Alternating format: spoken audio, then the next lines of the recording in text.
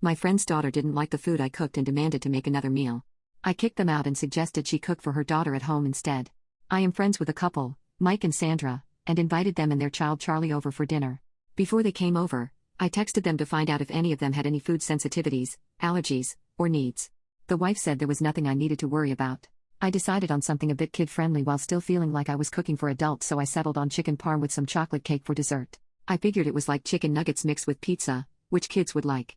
It turned out really well for someone who's just started cooking like me. My friends were telling me that it was good, and maybe they were just being polite, but they ate everything. Charlie poked at her meal the entire time we were eating, and I'm not sure she ate any of it. After we were done, I brought out the chocolate cake. Charlie ate a tiny bite and immediately started bawling. Sandra asked her what was wrong and she cried that she didn't like chocolate. Sandra continued to comfort her daughter while Mike and I awkwardly ate dessert. A couple of minutes pass and I notice Sandra is glaring at me. I hesitantly asked her if I could help her with Charlie.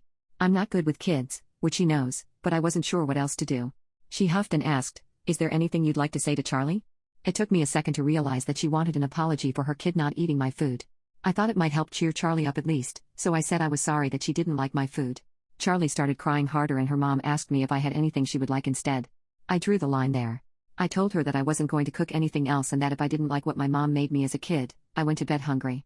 Mike is just silently eating his cake while Sandra tries to convince me to make something else for Charlie to eat. I stood up from the table and asked Mike if he would like me to wrap up his cake for him to take home because the rest of his family was apparently not having a good time.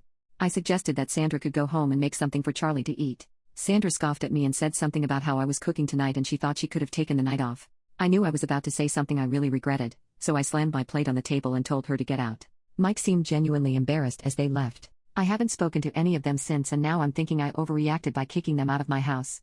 Update: I reached out to Mike today to apologize for kicking them out. Mike apologized for everything.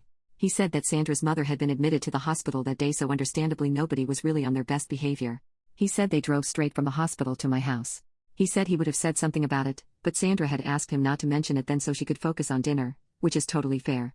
Charlie isn't normally a picky eater or spoiled or autistic or anything, she was just upset about Grandma. Why she latched onto saying she didn't like chocolate is really anyone's guess. Sandra's mom is doing better now, and while the family didn't behave at their best, I've got no hard feelings about dinner anymore. Maybe they're lying, maybe not, but I'm willing to give the friendship one more chance, though I probably won't cook for them again.